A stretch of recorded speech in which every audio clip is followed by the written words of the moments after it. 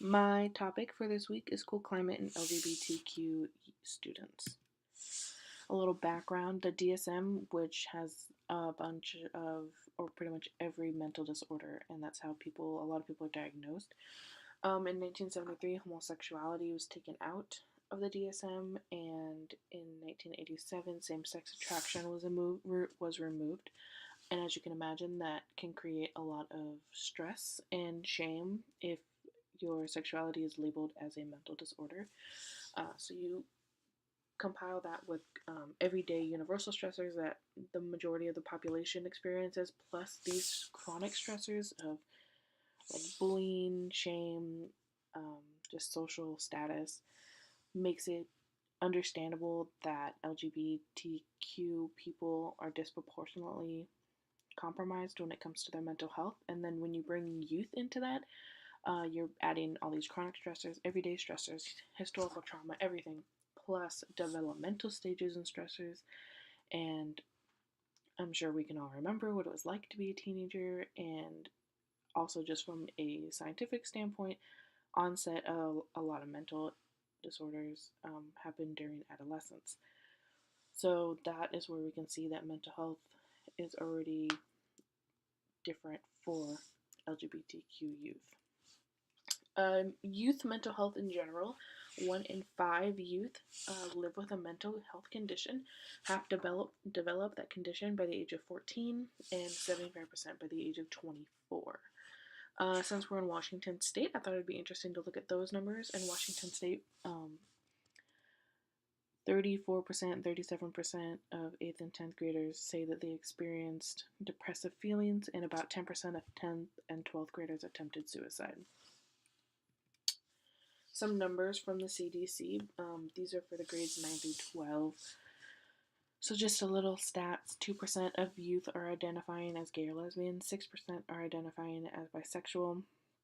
And compared to LGBTQ cisgender students, trans students, genderqueer, and other non-cisgender students, they face more hostile school climates.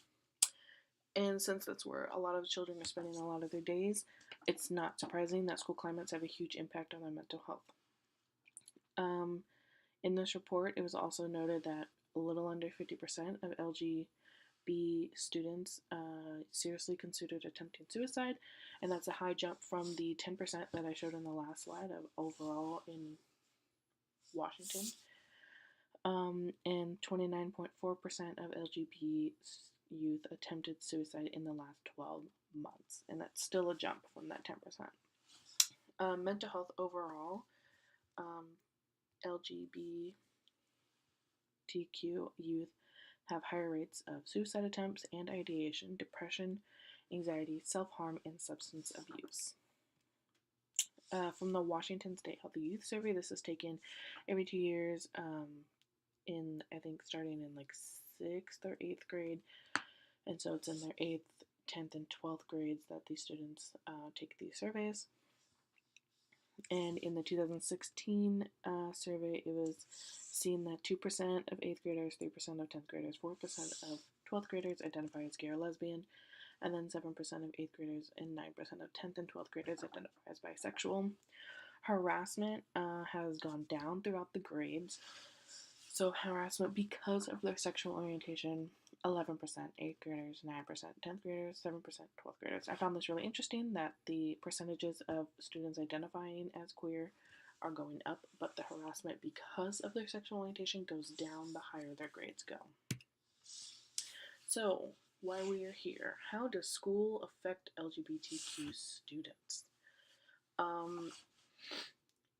One of the main things is by a hostile school environment. So 58% of LGBTQ students said that they felt unsafe at school.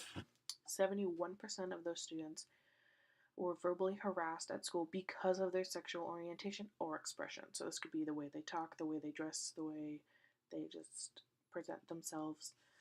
And over half of transgender students were prevented from using preferred name or pronoun. So that would be daily, maybe hourly misgendering. And then 64% of students who did actually report an incident, whether it be physical harassment, verbal harassment, any of those kind of things. 64% of students who did report that to staff said that the staff either did nothing or said that the student needed to ignore it. So almost 70% of LGBTQ students who experienced higher levels of victimization or discrimination had higher levels of depression. So this goes into how important school environment is and school climate is to LGBTQ students. It's important to all students, but also to LGBTQ students.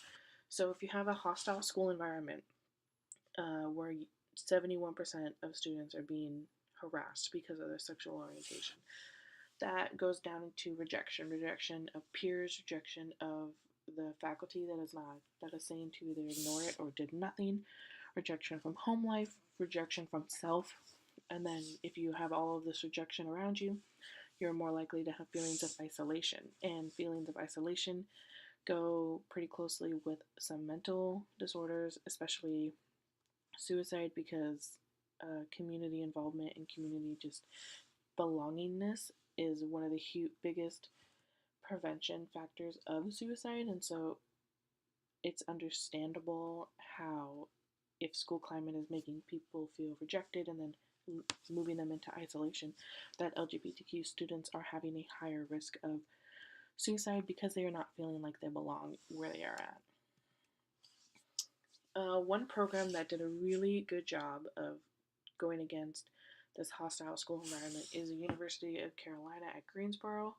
They had a safe zone program in 2000. The purpose was to educate and train allies on campus, and that was about 5,000 participants in the year 2000. Those participants went through trainings in the fall and spring. They were all day. They addressed all topics and issues from different sexual orientations to what expression is, to the difference in spectrums and masculinity and femininity and everything. And they had a huge emphasis on suicide prevention. If I remember right, they took a whole day on suicide prevention, and just to give them warning signs, how to talk to a person that they may think is considering suicide, and all of these things.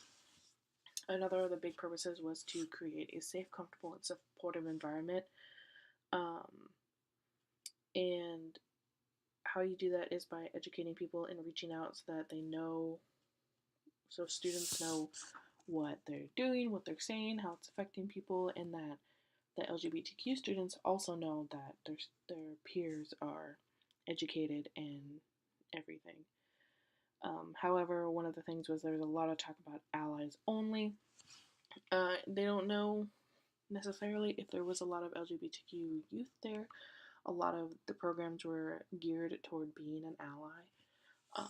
So that's just one of the programs that did a really good job of creating a better school climate. So moving forward, what can we do? So LGBTQ students reported safer, more positive school environments and less negative mental health impacts when there was a GSA or similar student club, so Gay Straight Alliance, Queer Student Alliance, and when there was positive representation in the curriculum, so that would be showing, if possible, queer artists, authors, all of that kind of stuff, reporting queer movements, all of this.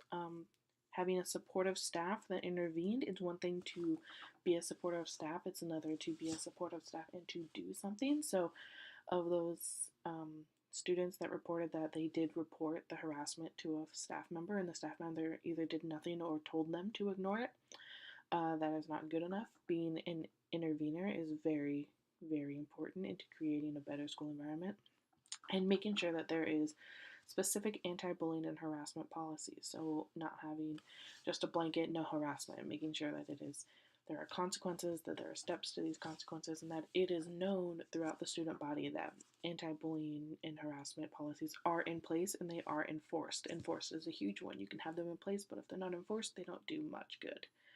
So while all of these things are really important and can help the school climate of the LGBTQ students in our schools, they're only possible if community has the resources. So they have to be able to have the students that want to be a part of these clubs, have the students that are participating, but they also have to have the parents who are behind all of this. I'm sure that it will not be easy to include positive representation of queer people in curriculums.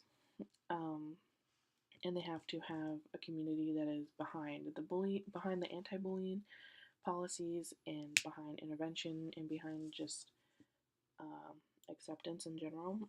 And also, the community has to want to address the LGBTQ community. Um, it's it's cool to have a lot of people that are behind it, but they have to want to address it. If people don't even want to give it any attention, that's the first step that needs to be taken. So moving forward, this is a current issue in education, as there are queer students and their mental health is being compromised by the school climate that is happening, and it's really important that we try to work with the students in creating a better and more positive and welcoming school climate.